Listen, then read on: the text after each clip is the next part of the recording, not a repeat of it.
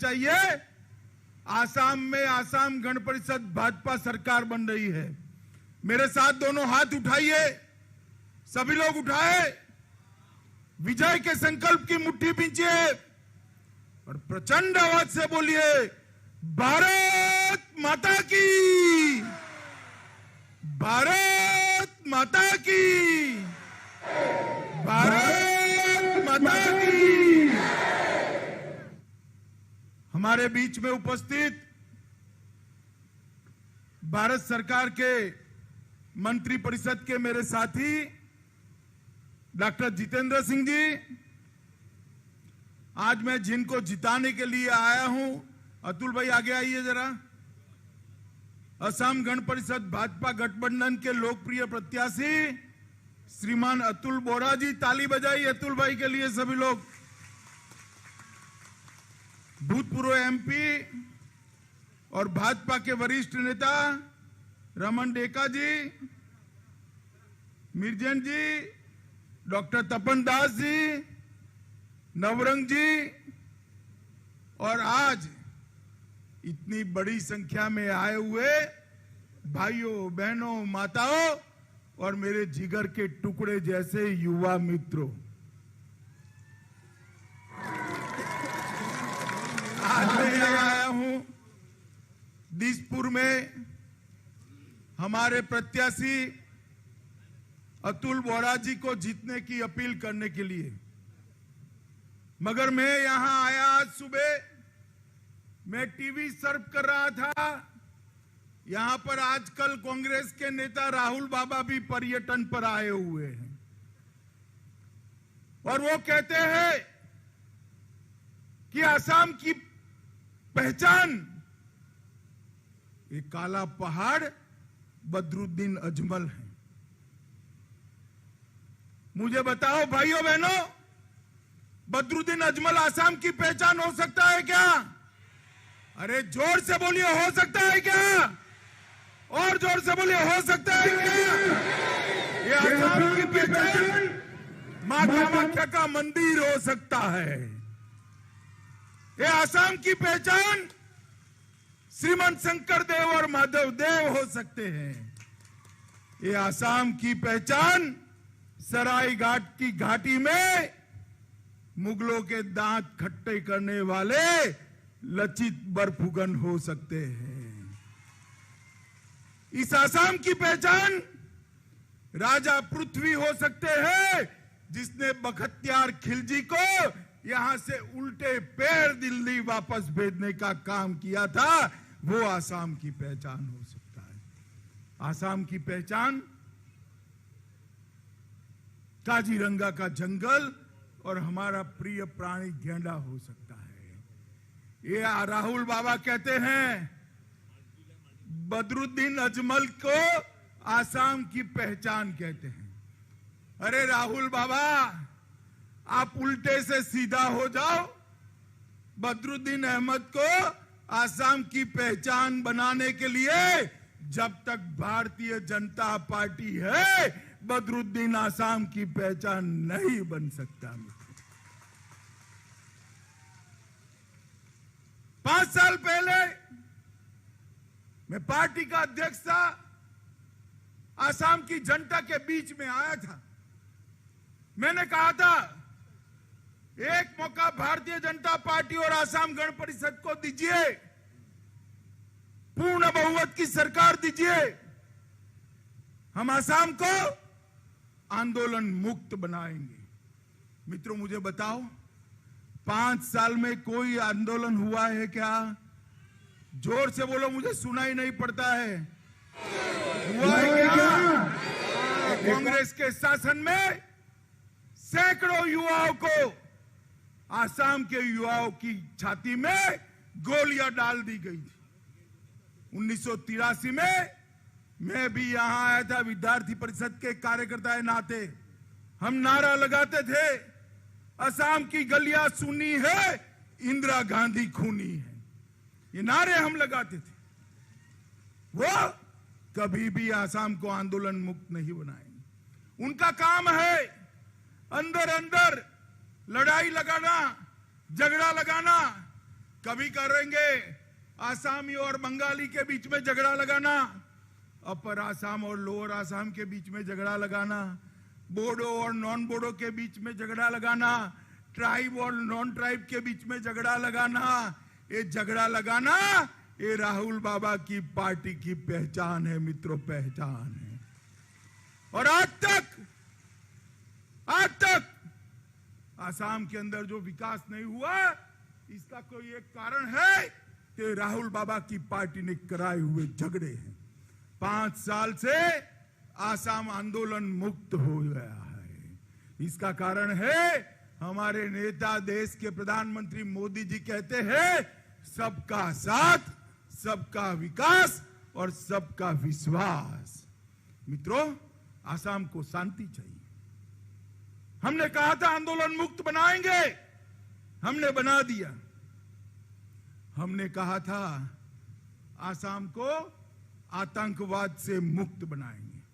माताओं, भाइयों, बहनों, विगत वर्षों में 5000 से ज्यादा लोग आतंकवाद की भेंट चढ़ गए। दिग्भ्रमित युवा भी मरा, पुलिस भी मरी और आसाम की जनता भी मरी। जहां आतंकवाद हो वहां विकास हो सकता है? भाई बताओ, जरा जोर से बोलो, हो सकता है? ये 5 साल के अंदर 2000 से ज्यादा लोगों को शरण में लाने का काम नरेंद्र मोदी सरकार ने किया है और आसाम को आतंकवाद मुक्त बनाने का काम ये भारतीय जनता पार्टी की सरकार ने किया है। बोडोलैंड का समझौता कर एक चिरकालीन शांति की शुरुआत, विकास के युग की शुरुआत भारतीय जनता पार्टी ने करी।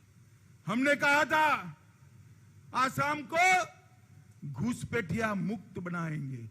मुझे बताओ माताओं, भाइयों, बहनों, युवाएं खड़े हैं, आसाम में घुसपैठ रुकनी चाहिए या नहीं रुकनी चाहिए? जोर से बोलो, रुकनी चाहिए या नहीं रुकनी चाहिए?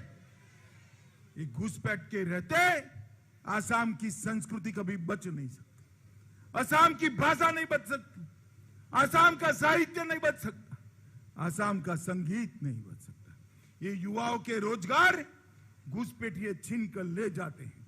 गरीबों के पेट का अनाज, चावल, ये घुसपैठिए छीन कर ले जाते हैं। हमने कहा था हम आसाम को घुसपैठिया मुक्त बनाएंगे और हमने घुसपैठ पर नकेल कसी है। अबे राहुल बाबा आ गए हैं, किसके कंधे पर बैठकर आए हैं? ये काला पहाड़ बदरुद्दीन अजमल के कंधे पर बैठकर आए हैं।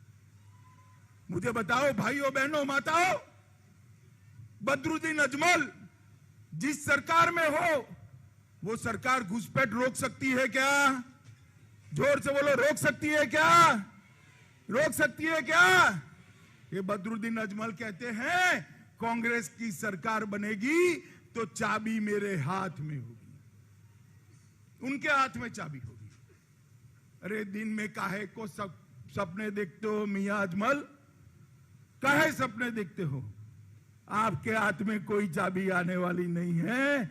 आसाम की सरकार नरेंद्र मोदी जी के नेतृत्व में बनने वाली है। और ये जो सीमाएं हैं उस पर आपकी नजर है कि कांग्रेस की सरकार बनी तो सीमा के ताले इसकी चाबी से खोलेंगे, मगर सीमा के ताले की चाबी नरेंद्र मोदी जी के पास दिल्ली में है, आपके हाथ में कुछ नहीं आने वाला। मित्रों, एक 5 साल और दे दो हमें। मैं आपको बताता हूं, इंसान छोड़ो, परिंदा भी आसाम में पैर न मार पाए, इस तरह की व्यवस्था ये भारतीय जनता पार्टी की सरकार है। हमने 10 साल भ्रष्टाचार मुक्त शासन दिया है। सर्बानंद सोनोवाल और हेमंत बिस्वा शर्मा ने एक पारदर्शी सरकार चलाई। आज हमारे विरोधी भी हम पर भ्रष्टाचार का आरोप नहीं लगा सकते हैं। मित्रों, ये भ्रष्टाचार मुक्त सरकार देने का काम भारतीय जनता पार्टी ने दिया है। और मित्रों, मैं आज आपको वादा कर कर जाता हूं, हमारे अतुल बोरा को विजयी बनाकर भेज दो, हम बाढ़ मुक्त आसाम भी बनाने का काम करेंगे।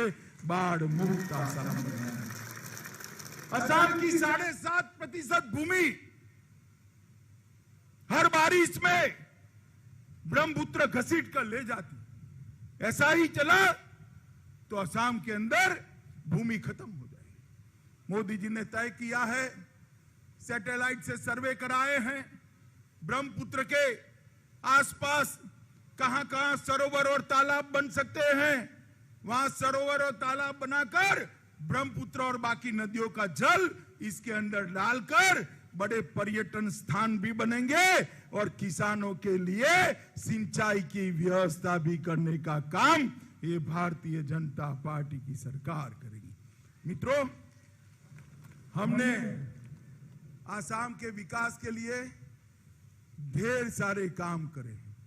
हमने, प्रधानमंत्री जी ने ब्रह्मपुत्र के पार बोगीबील और भूपेन हजारिका सेतु जैसे 6 ब्रिज बनाने का काम किया है।